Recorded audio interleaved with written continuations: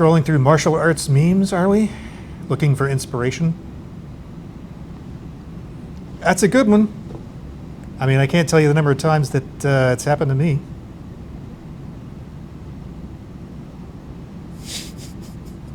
Also a good one. All right, so hello and welcome again to another episode of Mike Takes the Mic, where we interview and pick the brain of Headmaster Christopher Dyer here at Reborn Martial Arts in Springfield, Virginia. And the meme in question today is this one, and it's going to be somewhere here. Anyway, I'm sure it's happened to you. It's definitely happened to me. You're practicing, you're doing a great job. It's going along fine. Your instructor takes a look at you and you completely biff it. Just complete wipeout. Happens to everybody. And I'm here to ask Headmaster Christopher Dyer why, and if it ever happens to you. Yeah, so I love this one. This is great. This is one of those things, it happens every day. I would say every single day that I am working with students, I look over, person be no problem, got it down. I look over, falling on their face. Everything falls apart. And this has been going on, like I've noticed this for years, like nonstop, every single class this happens. And why does it happen? It's the added pressure of a person watching you. It's one of the reasons why, you hear people talk about stress testing their techniques. Your technique doesn't work unless you stress test it, unless you're doing it in a cage or in a match or something like that. It's the same thing with forms, it's the same thing with practicing techniques. It is a form of stress testing, is when someone is watching you, critiquing you and whatnot. It's one of the big reasons why I really love the idea of tournaments, like open tournaments. You got a crowd watching you and now you have to do the thing. It's that same anxiety that we learn to overcome that you would also, that simulates, it can never be 100% of being attacked by a person in real life, but it simulates the anxiety, and being able to perform in that pressure is a way of learning to overcome those fears, those anxieties, that wibbly wobbly knees, that sort of stuff that ends up happening when you compete, when you perform, when you're in front of people, when someone's watching you, the criticisms, the critiques. It takes a lot to do martial arts in front of people, especially nowadays. Like, you could at any point, I mean, someone could out there right now, go through our videos, pull clips of me doing things like, look at this idiot. And it takes a lot to perform and do stuff in front of people. It's terrifying for most people. It's like consistently ranked as one of the highest anxieties, fears that people have. Public speaking. Yeah, public speaking, doing things in front of people. And martial arts is, it's a physical thing. It's a part of people's identities. It's a huge part of, my identity and a lot of my students' identities. And so if someone, mocks or criticizes you for messing that up, that could be really detrimental, and that's terrifying for people. It's like they're mocking you or criticizing you. Your entire person, yeah. And then, let's just face it, the martial arts community is notorious for being overly judgmental and mean, jerks to a lot of people. Like, in martial arts community, you have to tear down another art for your art to be something that's worthwhile. And I feel like that's gotten a little better in the last 10 years. It is. I think that what ended up happening was there was a whole lot of traditional martial arts, and they all competed against each other, like whose student is better than whose student. So that's always going to be a thing, right? There's always going to be that element of competition, which I think is actually a good thing. But what ended up happening, from what I've seen, is we got into this idea of ultimate whatever thing, or MMA, and people, like, there were these core martial arts styles that people studied, and if you did anything else, it was junk.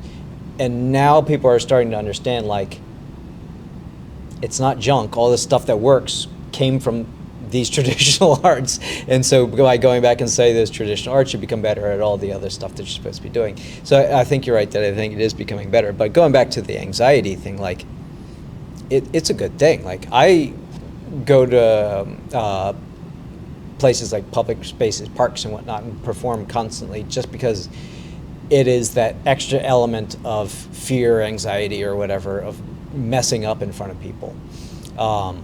And does it ever happen to me? All the time, right? I would say it happens more because I perform for people more often than the average person. And the stakes are quite a bit higher for me because there's people expect a certain level of expertise or whatever. And the other day I was doing something in my KungFu class and I biffed it real bad. Like I was doing okay. We were given a second shot to do it again. It was a inter-school performance thing, and I just wrecked it. It was horrible, and I was just getting flustered by like there was a lot of comments and some things going on. And I have a knee issue that I'm dealing with, and I was like it was just snowballed, and it's like getting worse and worse. And accepting that and just like, all right, I did bad. I guess I'm done now. Like no, like. This is an opportunity, like everything. You do really bad, or you mess up, or your instructor watches you mess up, there's an opportunity to get better, because what's your instructor gonna do? If they come over and yell at you, or start making fun of you, find a new school, right? Yeah, that's not healthy. That person is there to build up their own ego, not to build you up as a student. So if that happens, internet, if that happens, person out there, go find a new school. I'd be happy to take you. Like, your instructor is not going to make fun of you. When does it happen to you? So, as a musician, as a former musician, you'd practice all week in the practice room, which is solitary confinement basically, and you work this thing up. You work up an excerpt or an etude or something, and you try to you go to your private lesson, and it's just you and the instructor, and all they're listening to is you, and it's time to perform, and you completely, just absolutely destroy it. Yeah. And your instructor's sitting there scratching his head going, did you practice this at all, kind of thing? My only saving grace was I would usually practice outside in one of the practice modules outside my instructor's door, and he would routinely see me, morning, noon, and night, practicing all the time. So yeah, he had a good handle on my actual performance. But yeah, man, doing an excerpt for the first time in front of your instructor, or sometimes you work up a part, your first orchestra rehearsal, and you've got some big solo passage coming up, all ears are on you, and you just completely lay waste to it. So you actually said something interesting. Like one key word that you use is first. So first public or whatever it happens to be. But I think that's a big part of it. Is if a lot of my students have watched me go through the struggle of trying to demonstrate something wrong. Now this is really interesting, right?